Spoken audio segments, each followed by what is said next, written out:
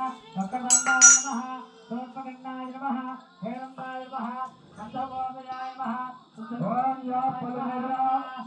आस्काय तस्मै रहस्योदा साप्यंगरम्भदः फलायराजकर्पूरा ఇప్పుడు ఉండురా మంగళంగరనాథ పురిహాయ విద్మహే వక్రతుండాయ ధీమహి తన్నో ప్రచోదయాత్ ఇప్పుడు ముఖ్యమంత్రి గారు సందేశం ఇచ్చారు. వినాయక చవితి సందర్భంగా తెలంగాణ ప్రజలకి